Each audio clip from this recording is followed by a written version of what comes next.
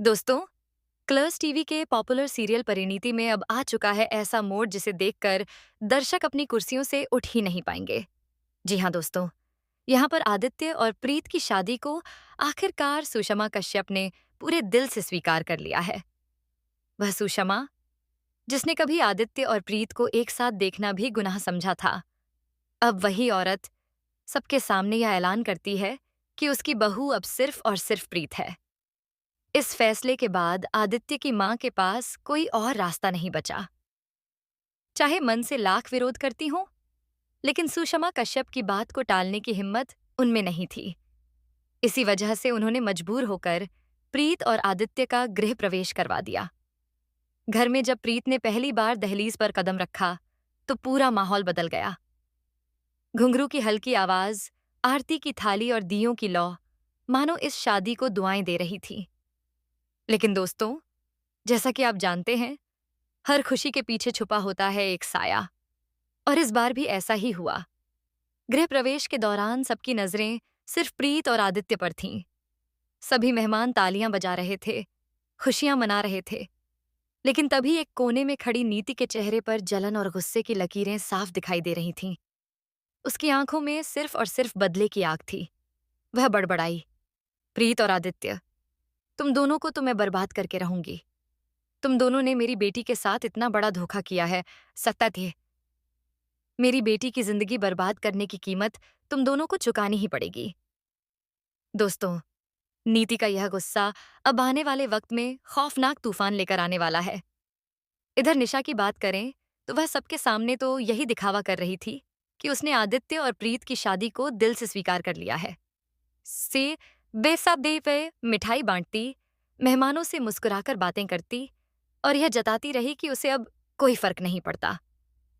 लेकिन दोस्तों, उसकी इस नकली मुस्कान के पीछे छुपी थी एक खतरनाक चाल, क्योंकि अब होने वाला था प्रीत और आदित्य का रिसेप्शन। जी हाँ, वही रिसेप्शन जहां पूरे सोसाइटी के लोग, रिश्तेदार और समाज के बड़े लोग आने वाले थे। हर कोई प्रीत से मिलने के लिए बेताब था, सबको यह दिखाने के लिए कि अब वह आदित्य की पत्नी है और घर की बहू भी।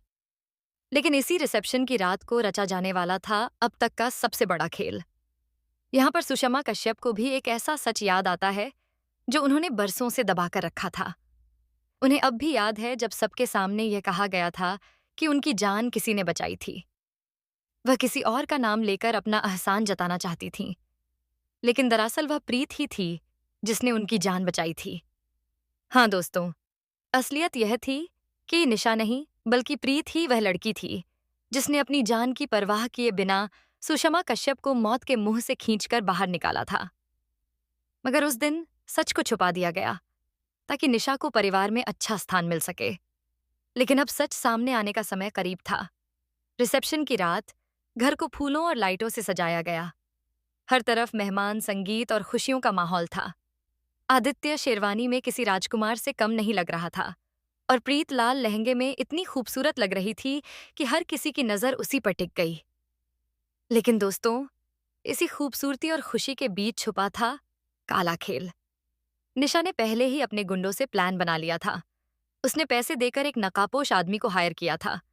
उसका मकसद साफ था, प्रीत को बेहोश करके रिसेप्शन से गायब करना, ताकि लोग यही समझें कि प्रीत किसी स्कैंडल में फंस गई है या फिर वह खुद आदित्य को छोड़कर चली गई।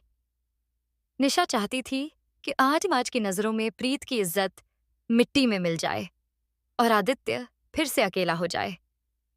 लेकिन कहानी में ट्विस्ट तब आया जब प्रीत को अचानक पुराने हादसे याद आने लगे।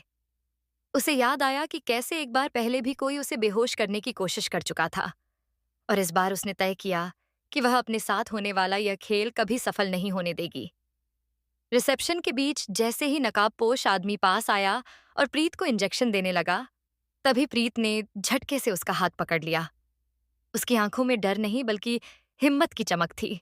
उसने कहा, निशा, अब तेरे हर पाप का हिसाब यही खत्म होगा। यह सुनकर नकाबपोश आदमी चौंक गया, क्योंकि प्रीत ने सीधे उसका नाम ले लिया। तभी पीछे से आदित्य भी वहां पहुंच गया, और दोस्तों, जो दृश्य सामने आया उसने सबको दंग कर दिया। आदित्य ने नकाबपोश को पकड़ लिया और उसका मास्क उतार दिया, और जैसे ही मास्क गिरा, सच सबके सामने आ गया। वह गुंडा सीधा निशा से जुड़ा हुआ था। आदित्य ने सबके सामने कहा, निशा, अब सच छुप नहीं सकता। तू मेरी प्रीत की जान लेना चाहती थी। सारा हॉल सन्नाटे में डूब गया। मेहमानों के चेहरे पर हैरानी, परिवार वालों के चेहरों पर शर्म और गुस्सा साफ झलक रहा था।